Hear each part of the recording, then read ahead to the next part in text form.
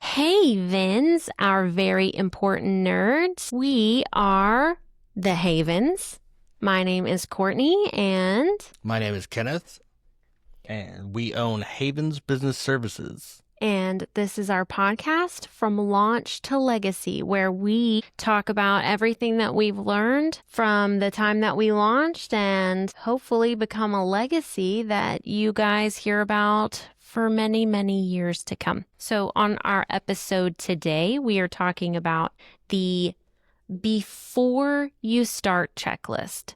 So if you know what you want to do, this episode is for you. If you aren't quite sure what kind of business, then we have the previous episode that talks about some ways that you can figure out what you want to do. But this one is, I know what I want to do. What do I do next? Awesome. Well, we can just kick it off with, what are you selling? Yeah. There's a product, you get a product or a service you're selling, but that needs to be clearly defined. And I mean, almost gruelingly well defined. Yeah.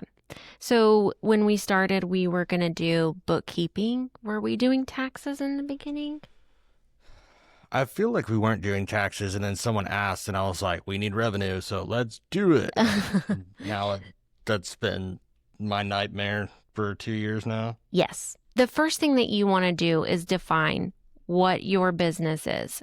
If you have a product, how are you going to sell that product? So if you make cups, then are you selling just a cup? Are you selling a cup package? Are you customizing? Are you going to have specific types? You can get as detailed as you want. Like he said, we suggest getting as detailed as possible. One thing to keep in mind is whatever you start with today, I promise you will not be what you are doing in 5 years. So don't be hard on yourself. Just know what it is that you are going to try to make your business be about. I do want to also say, make sure you have your why. We talked about in the previous episode, but if you skipped ahead, you need to know why you are doing this. Is it to make a profit? Is it to support your family? Is it because you love it and you think other people will love it too? You just need to get a good grasp on why you are doing this. Yeah. Then, of course, your next thing is to define what. If it is a service, we'll take us as an example. Are you doing bookkeeping? Does that mean you're doing monthly? Does that mean you're doing cleanups? Does that mean you're doing setups or reviews or training? Or we didn't have any of that well defined. It was bookkeeping, and it was basically people would just, can you do this? And I was like, I can. And that'll probably be managing client expectations. Yes, that's super important. This can be really overwhelming if you're just jumping in and try to define all this. Don't be afraid to get it wrong. Don't be afraid for it to change. It will change. You need to be on board with that right now. Whatever your business, like she said, in 5 years probably won't be what you set it up to be right now. In all honesty, in 5 months, it probably won't be that. We set out to do, and what we're doing now and what we were doing even, 5-6 months in, we're not the same. It's 3 different businesses. We've really moved in the consultancy now outside of the, bookkeeping and taxes. That's where we started. That was a skill set we had. It was marketable. We felt like there was a demand for it. And that's what, that was the backbone of our business for the last 2.5 years. But your business will evolve. Yeah. It'll take on a life of its own. Don't let it run itself. Don't let it just make all the decisions for itself. You need to be the guiding force there. But you need to understand that when you started your business, there's serial entrepreneurs, and this is their 10th business they've started. They made 10 successful. They've sold them, and then, their non-compete ran out, and so they did it again. They probably got the system figured out, but that's because they have done it before. So if this is your first business, if this is your first time venturing out like this, just know that 9 out of every 10 decisions you make are going to be not completely correct. They may not be completely wrong, but and they are for you to learn. Right. To figure out what works for you, for your area, for your people. Because someone can tell you, if you follow their proven method, it will work for you. Yeah. No, there's no cookie cutter anything in business. You could have a business that's so successful, everything was right, got profitable, in 2 months, not 2 years, and you can do the exact same business at the exact same time in the same market and it fail with all the same inputs. So just the personality of the business owners is, there's a million variables. So don't be afraid to make a mistake. One thing, and I'm going to say this a lot, that I had to learn, analysis paralysis. So don't get stuck trying to plan your way through perfection, because you're just not. The worst decision you can make is indecision. Just not making a decision and trying to plan and research your way out of it. Not to say that planning and research is bad, but get that quick 80% of information and knowledge and a surety that you can get, and then spend the rest of your life getting that last 20. I mean, I give that advice to every business owner that we consulted with. Right. Let's start with some of the simpler things. Okay. So why you want to start this business, what you are going to sell, whether that is a product or a service. So your next thing is going to be your sale channels. So you need to know where you're going to sell. Is it going to be online? If it's online, is it going to be website or Etsy or Amazon or other boutique shopping? Is it a physical location? Are you going to need to open up a whole entire storefront? Are you going to rent space in someone else's shop? Are you going to need to open a physical office space?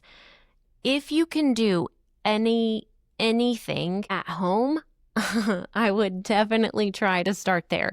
If you can sell your product online first, where you're not having to rent space, it is going to be easier to do it that way. Once you start renting out space, then you're getting in long-term contracts with people. That's a whole other situation that you're in.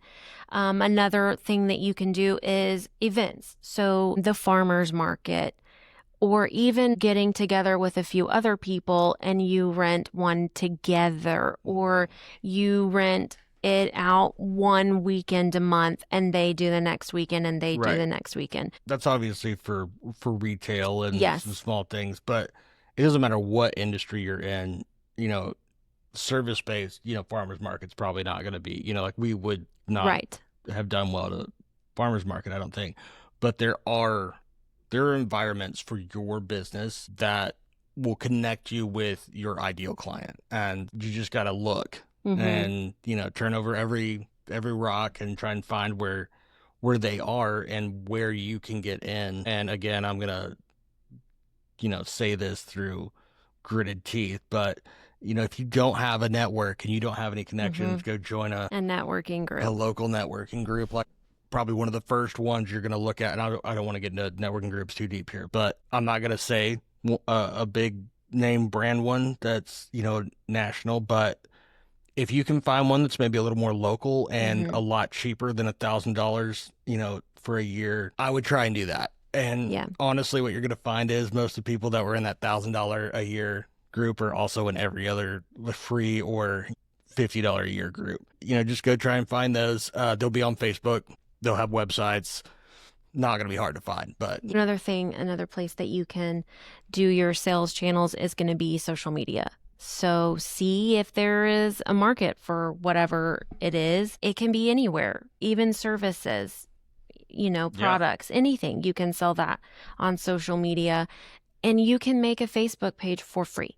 Right. So you're in the beginning stages and you want to see if there is a market for that. Start there. Not going to cost you anything, and you'll see if there's any engagement. That doesn't mean if you're not getting social engagement, there isn't a place for your service or your product, but it is a place to start. Yeah. So I would say the next thing is your strengths and weaknesses. And we talked about this in the last episode a little bit, but this time, now that you know what it is that you want to do, you need to take another look at it. Do you have organizational skills? Do you have communication skills? Can you run your bookkeeping? Can you make social media posts that people want to engage with? Can you design a website yourself that looks professional? Yeah. The answer is no. You may be able to do one or two of these things, but one of the things that we run into all the time is business owners feeling like they should be able to do every aspect of their business by themselves. And there's no professionals that do that. When we consult, it's got to, if it's something to do with marketing, I'm going to reach out to a partner because you don't want me designing your website or your social media posts. I mean, it's going to be a disaster. So that's just knowing where your weaknesses are and looking for effective ways to bridge those gaps. Yes. And that does not mean that you need to pay someone to do that. No. Just know that that's not a strong area for you. Find an alternative. Right. So at this point, you haven't even started your business. So we will absolutely get in depth on all of those things in later episodes. But we want you to be thinking about these things now. Another thing to think about, this is your customer journey, and you'll hear about this in different ways anywhere that you look into how to start a business. You want to define your ideal client. Who are you selling to? We work with businesses, so our ideal client is going to be different than someone who is selling a product. But you don't have to get down to, a single mom who's 35, who has 3 kids, who lives in the same town as you. You don't have to get that specific down, but you also don't want to have all of your marketing going to everywhere so that no one actually sees it. So find your ideal client. There's plenty of how-tos on how to specifically do that online. You can just Google it and you'll find 10 different sites that will take you and tell you exactly how to do that. Who are you trying to serve? That's your ideal client. And what are their pain points? You'll see that. That's one of his terms. I hate it. But what problems is that person having? How can I be the solution? Right. Because business owners especially, again, that's who we're primarily working for. We don't have a consumer retail client base. So as a business owner, I know this, and talking to other business owners, they do not want to talk about a product you're selling. They do not want to talk about a service you're selling. They want to know about a problem you're solving. We will always listen to a solution to a problem we're having. And that's what you need to target. Now, we've ran into some other businesses across that invent a problem to create a product to solve it. That's just not going to work out for you. And we've seen that, we've seen a lot of businesses come and go real quick, flash in the pan businesses because they were solving a problem that didn't really exist. But that's 100% right. Find out what problem they're having and then find out how you can solve that. Because I know that if someone sends me a cold email and it's, hey, we've got this product that does X, Y, I'm deleting it immediately.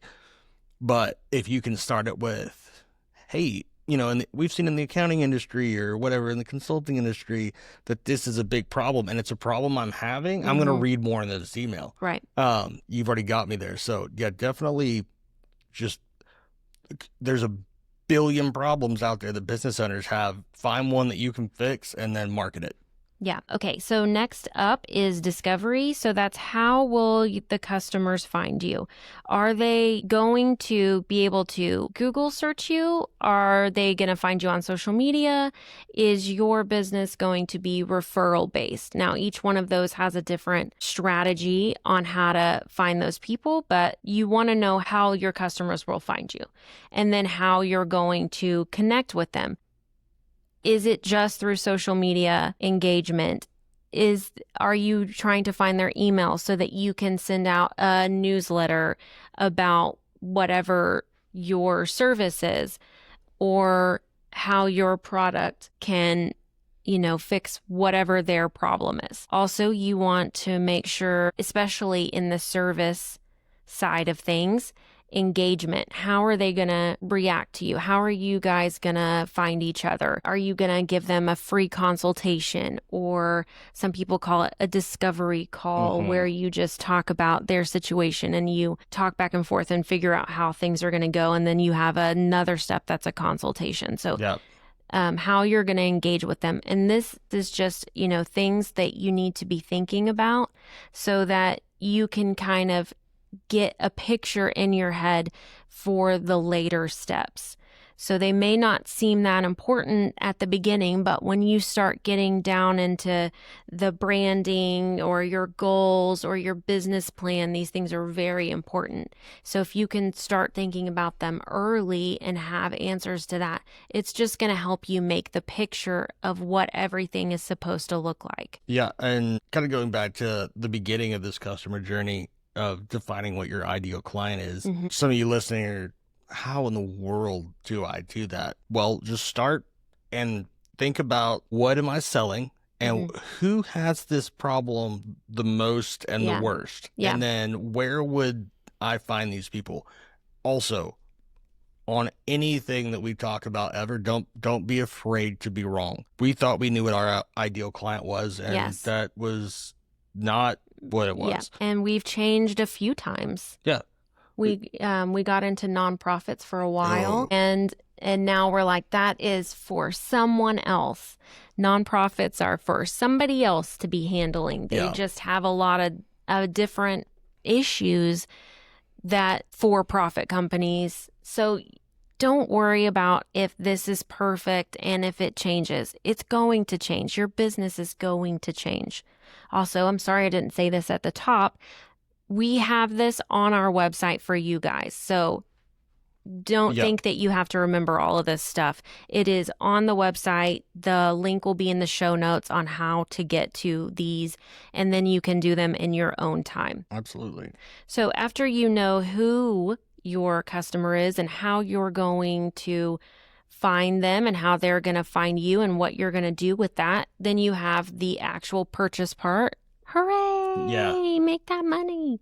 That first sale, it's exciting. Yes. The first one is the hardest. That's a big, big thing. The first one is definitely the hardest, because if you get that first one and you do a good job, they're going to tell somebody. Right. So then your referrals come in and that builds and builds, and you have the confidence. I'm a real business now. I did that. So how are they going to purchase? Is it a store? Is it in-person sales? Is it Zelle? Is it Square? All those different things. Are you taking credit cards? We will definitely talk more about that later, but you do want to know how that's going to happen. Next is post-purchase. So what happens after? Do you have a follow-up email or a link to your Google business so that they can rate you? Or if you're just going through social media, you can do all of that through Facebook as well. You can purchase through Facebook and then get your reviews on Facebook. So you just want to know how the whole thing is going to go from you find your person that you're going to sell your first thing to all the way until they have purchased and now they're giving you a review. And do not be afraid to ask for a review. Yes. You've already sold the product. The worst they can say is no. Yep. And right now they're not leaving a review, so they're already saying no. So, you've got nowhere to go but up. So don't be afraid to ask for those, especially when you're starting out. And again, this podcast, I feel like, is definitely geared more towards small businesses versus what we Right. call a startup. And you Right. kind of talked about that. We're assuming you don't have $30 million in seed money. Yes, that is a different show. Yeah, that's a whole different show. PwC and KPMG have podcasts about that. You can go listen to that if that's, your case. Okay, so you know who your customer is and you know how you're going to sell it. Next is your goals. Everybody knows what goals are. On the worksheet that you can print out, you've got your 5, 3, 1. Don't be too hard on yourself. Like we've said 1,000 times, your business is going to change. But if you don't know where you want to be, you're not going to be working in that direction. So just have an idea. Look at it once a month and see how it's changed. Honestly, you're going to love that you have this when you hit 5 years, so you can see how how things have changed over the past 5 years. So your first month goal may be just that you want to start the social media page and post something.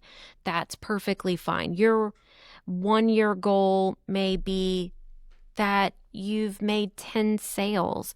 Or it could be that, you opened a storefront. Yeah, you opened a storefront. It really just depends on you and your business. Go through it, think things through. On those goals, I mean, you hit on this, but I really want to reiterate here. They're going to change. Yeah. What your goals are right now, it's fine if they change. They can change 1,000 times, and that's fine. But if you don't have, like she said, a clear goal that you're deliberately moving yourself towards, other people will pull you in directions that you do not want to go. They'll pull you in directions that are beneficial for them, not for you. And when you first start out, especially if you're service-based, product-based, you still always kind of sell to everyone, but service-based, you will work for anyone for any price. You sure will. It is when you first start out, when you're just trying to get revenue and sales in. Even if today you're sitting here going, not me, there will be a point where you will take someone on and you knew immediately that you should not have taken that client on, but you felt desperate. Yeah. So you took them on, and that feeling gets worse and it gets harder to let them go. But we'll have a whole episode on clients for you service-based people. Yeah. Yeah, because we'll have some vague anecdotes about that from, our first year. But you very well may be desperate. I think our first sale was 5 months in. Yeah. I mean, we started in November. I think it was March, February. Probably February. Yeah, when we took on that first client. That first 4 months was terrifying because we were doing everything we could and nothing was happening. Yeah. So if you can do that first 4 months, well, you have another job. I highly suggest you do that. Yeah. This is, maybe a little bit of a hard pill to swallow for a lot of people. But if you're sitting there right now and you're like, I don't have time to do this with a full-time job. You don't have time to run a company. We're never not working. Right. But that may just be discussing our business, at home watching TV. Yeah. The first year, though. I mean, you have to put in more than you think that you can. And sometimes it is more than you can. Yeah. And if you've got seasonal work, we've got taxes. And so, March is a big month. Our clients really want April to be a big month, but that's not the way life works. September's a big month, too, because all those people that wanted April to be a big month, they extended, but then it was September before they got their stuff in. They were in a hurry. And then, I've got 6 months. Yeah. But if you got seasonal, I mean, we were 2.5 years in. It was just a month ago. I worked, a 50-hour, 3-day period over a weekend? Yeah. Yeah. And that was I think I did 20 straight days where I was actively working on, and that will happen. Now, that will happen. You don't want that to be forever and always, though. Right. That will happen to every business owner. Over time, things will come up. You will have a launch date for a new product or new service, and something happens and you have to work like that. Or the website could have gone down, so you have to manually put in the orders. Yep. There's a million different reasons. If you find that you are working like that all of the time, there's a problem. Yeah, you need to take a step back and reassess, which we have had to do. Yes. Because when we started this business, it was financial and temporal freedom. We wanted as much free time and, again, not massive wealth by any means, but we wanted the freedom. We wanted to have enough money to still be able to do the things we wanted to do, which is not, we don't have a super lavish lifestyle by any means, but we caught ourselves several times working, just horrible amounts of time and, very emotionally and cognitively drained. Yeah. And, you look around and you're like, I'm accomplishing the opposite of what we were trying to do with our business. Right. So, which is where the goals yeah, and why you are doing this is so important. Mm-hmm. Because if you're working 70 or 80 hours every week, you could just work for someone else half that time. Right. And probably make more money, especially for the first 2 years. So, and like you said, there's going to be times where that is appropriate. But here in America, we've got a culture of workaholics. But, that aholic is a sickness.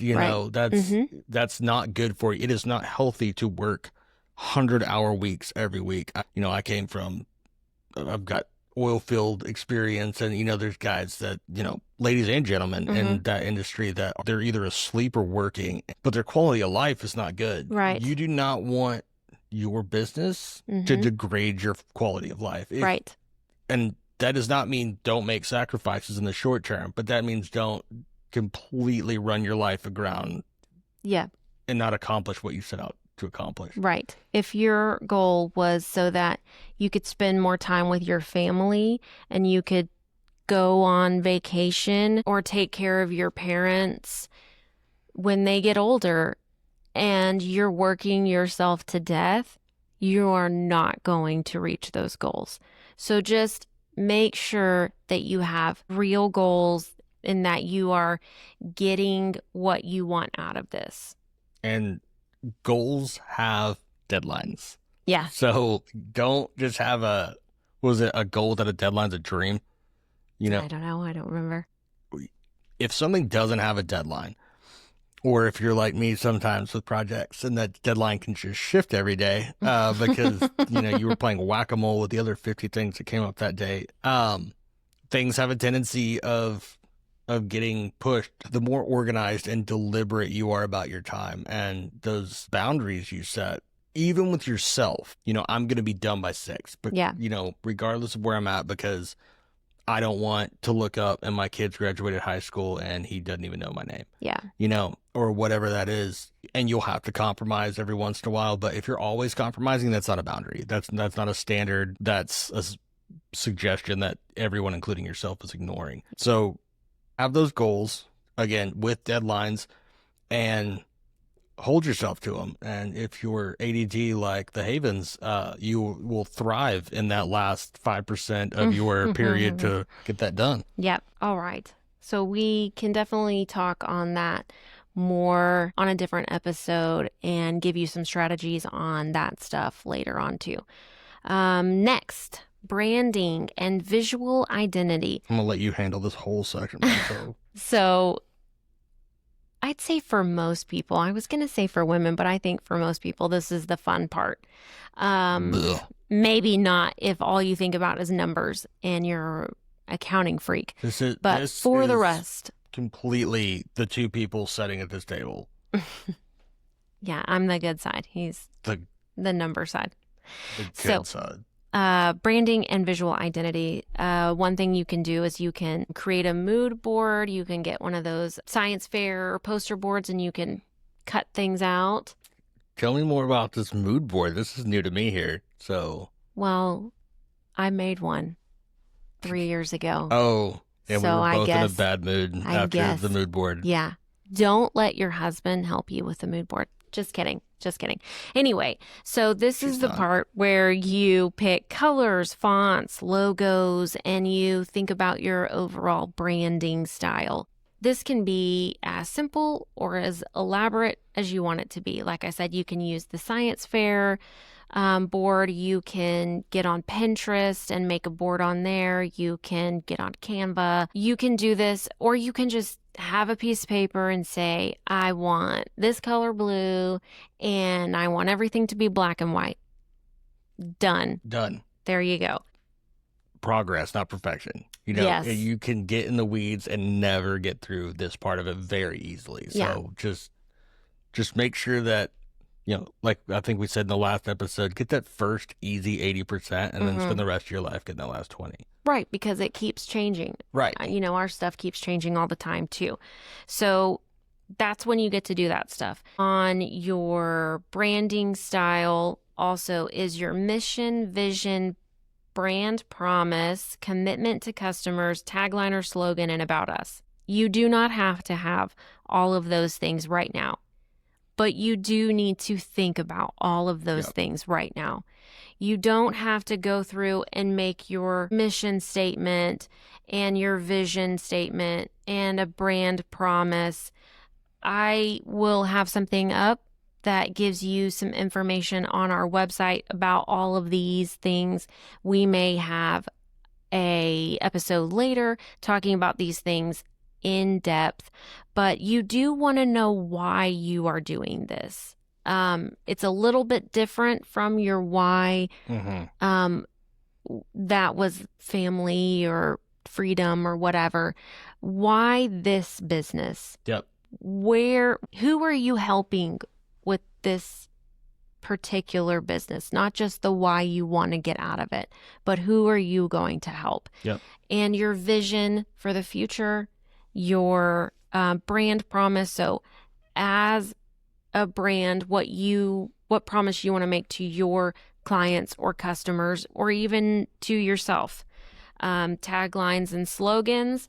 We did not get one of those until we started this podcast. So like I'm saying, don't get in a fight over this stuff. Yes. Because you can't agree on it. Just know that both of you, if you are a team, know what direction that you're going in, how you want your business to be perceived. Yeah. And this, you know, does not just apply to married couples. This is your business partner. This is, you know, we happen to be both, you know, married and business partners, but this is a good time to figure out how conflicts are going to get resolved in your company. Yes. And, you know, again, for a married couple here, it's not necessarily the same way all of our marriage conflicts. Yes, I was about to say the same thing. Yeah. Our business conflict gets handled in a different manner than our marriage conflicts, mainly because we don't have much marriage conflict. Right. We have our own realms in our marriage. We got married later in life and not first marriages for either one of us. Yep. So we had a lot of experience on what we didn't want, what not to do in our marriage. Hopefully, if you are married, I hope that's the same for you, that you guys don't have conflict very often. But you are absolutely going to have conflict in your business, and you need to know how you're going to handle it, because one of you cannot just give in every time. No, that will destroy the business relationship. And I would say that probably 90% of the tension we've had as two human beings on this earth were the company. They weren't us. They weren't kids. They weren't money. They weren't anything. It was the business. Yes. It gets very scary and very hard when you don't know how you're going to keep going. And that's going to happen to you multiple times. You know, that's a promise.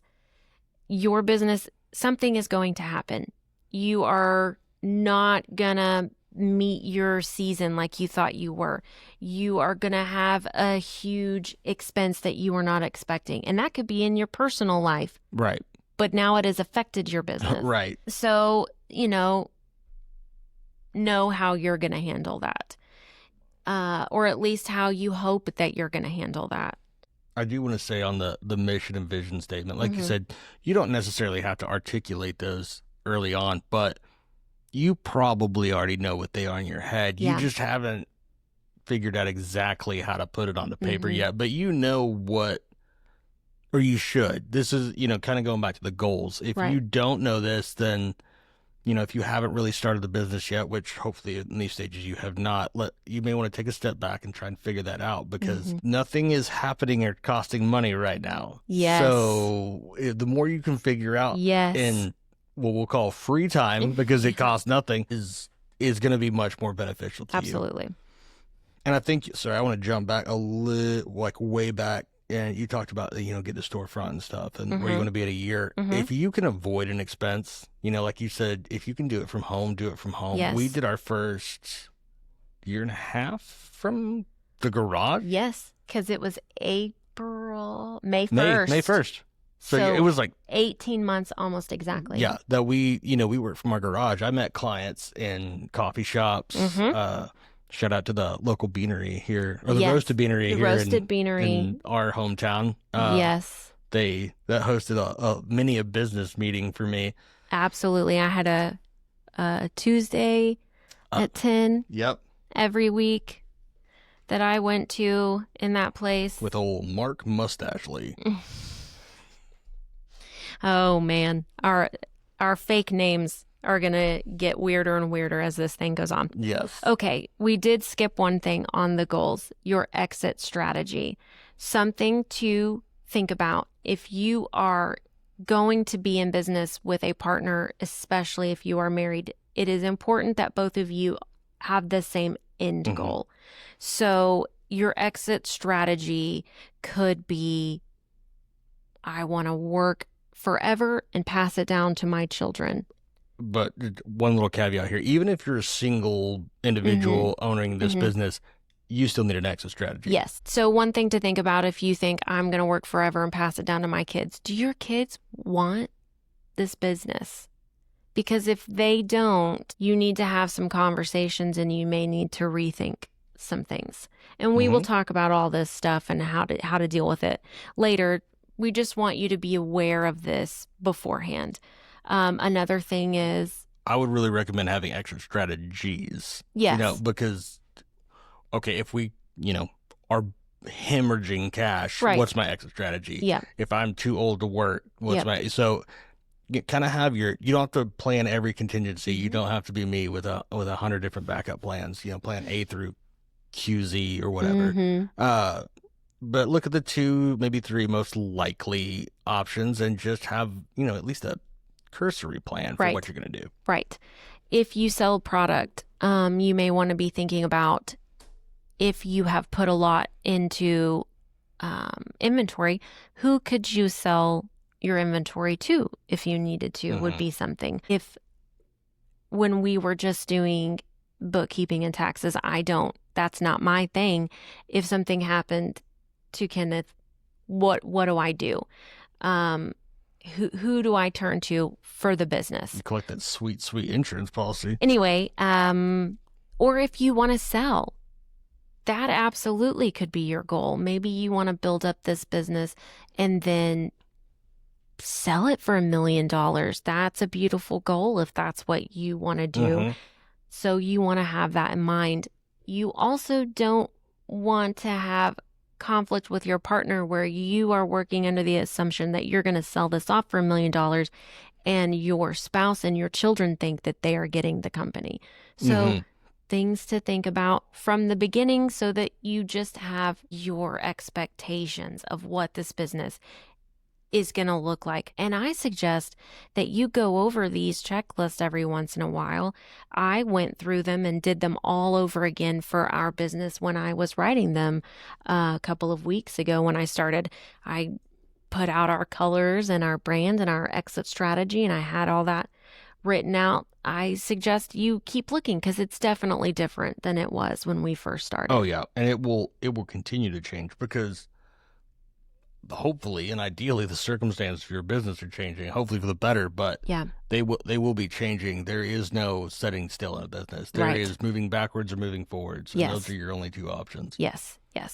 Okay, so our last thing that we're going to talk about on this episode is finally the part that I bet you thought was going to be number 1, and that is your business name.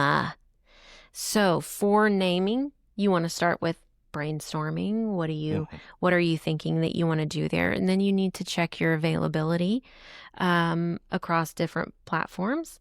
Make So sure that what you do or sell is, it doesn't have to be in the yes, name, but it should be pretty easily discernible from the name. yes, definitely. So that is actually why I put this at the very end. Yeah, that's what I figured. So yeah, so you had all of your what should I do episode and checklist, and then you have 6 things that you go through, including your mission and your vision before your name. Yep.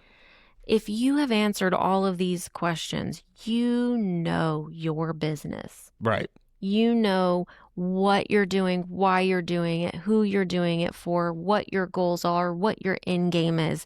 Then come up with your business name. And like Kenneth said, you want people to know what it is Right. or be able to figure it out. Yeah.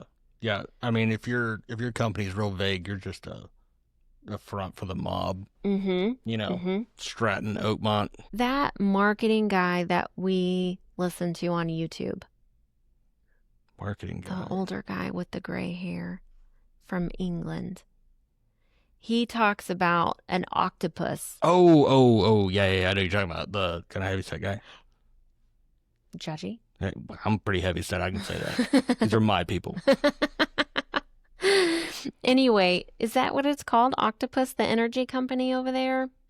I think that's what it is. Anyway, his point was 99 out of 100 times calling your energy brand Octopus is bad marketing. Luckily, it did work for them. Yeah. So they were the exception to the rule, and apparently they are thriving. But the thing is, you want to make sure that it kind of goes. Or you can be the outlier that has something totally off the wall. That's totally up to you. Just something for you to think about. You can take any advice that we give you, or you can throw it all in the trash, or you can take 1 out of 10. That's perfectly fine. The easier they can find you, Yes. is generally the better it's going to be for you. So if you are a house cleaner and it's, John Doe's service, no one knows what you do if you're, cleaning houses or whatever. So John Doe's housekeeping services, Yes. there you go. Now people, if they Google, they know that is what you do, because the harder someone has to dig to find out what you do, the less likely they're going to dig. Absolutely. Absolutely. Another thing to think about is if your exit strategy is to sell this business, you do not want to put your name into this business. If you want to keep it in your family and make it generational, call it Havens and Sons eventually or something, then your name is perfect. If your brand really is you, if you are a coach or you're a speaker or something and really it's you, then using your name is perfect. So really recommended. Yeah. That way you are that brand and no one can take that from you. So on here I have a list. There's lots more for checking your availability. You want to make sure that you check everything before you decide, because you're going to need multiple places for people to find you. You may not have a website in the beginning, but someone else may have a website that is very close to your name or is your name of your business. And if it is very different from your business, that may be a problem. Yep. If it's very similar to your business, that may be a problem. So our name is spelled Havins. If there the was correct way. If there was a Havens with an E, business services, we would not have named our company that. Right. Because then we may be doing all of this marketing and pushing and selling of ourselves, but they're getting all the credit, right? Everyone's going to them. So another thing to think about, also if you're selling physical things or services or digital on Etsy or Amazon or anything like that, you want to check those as well. Yeah. So again, like I said, you can get this list. It's in the show notes and will be on the website. And if you don't think that you're going to use it, get it anyway. Don't skip out on the YouTube channel. If you're like, I'm never going to make videos, just get it. Yeah. Get it? Better than someone else grabbing it under Yes. your name and then you don't have it later. We Right. never, when we very first started, thought we would do a podcast. No. Never even crossed our minds. Luckily, we were able to get the podcast names that we wanted Yep. for everything, except for the original website name that we wanted. And I did want to bring this up. Don't Google search Mm-hmm. the website name unless you have already looked at the other platforms and you're ready to buy, because they have bots that will absolutely steal your ideas and try to sell them back to you for $1,000. Yeah, you can get your domain for probably $5 on GoDaddy for the first couple of years, but they'll snag it up for $5 and then leverage it because they know you want it. Mm-hmm. And these are bots. That doesn't mean that you're talking to someone. So Right. it's if you are looking them up, Yeah. they're going to find it. So, just be kind of ready to pull the trigger. Look at everything kind of at once. If it's available, be ready to pull that trigger and then do it. Yes. But I really do like the fact that you put this at the end because, I had a client call the other day and, they're pretty new business and they were talking about getting a trademark. And I was like, don't wait at least a year because you probably won't be doing what you think you're going to be doing in a year. So, I wouldn't necessarily worry about trade unless you just got a tagline that you're like, this is what I'm going to use. Yes. Or it's something pretty clever. Right. That you think, may not be there. Yep. If you don't try and come up with one just to nail it down. Yeah. You don't necessarily need a tagline. Right. You hear marketing people talk about that all the time, but yeah, but a lot of especially services and products. Yeah. Nike, yeah. Yeah. There's like the oldest stuff, but I a can't lot of think businesses of I many. see Yeah. don't have taglines No. anymore. It almost feels a little cheesy. Yeah. But now we've got the Launch to Legacy tagline, and Yeah. I don't think it's cheesy. Right. You might, but that's fine. And if you do think it's cheesy, you can keep that to yourself. That's right. All right. That was it. I think that's it. If you have any questions, please reach out to us. We would love to talk to you guys. If you have ideas for something you would like us to tell you about, let us know. We do have a lot of episode ideas coming up, but if you guys keep emailing about the same thing, we'll move that episode For sure. up. Yeah. And get you some answers. And if we don't know, we will find out. Yeah. I love research. I love new ideas. So if there's anything that you guys want to know, and we don't know, we'll find that out. Absolutely. Thanks for listening to our second episode. I think that's it. Yeah. We'll see you next time. Bye.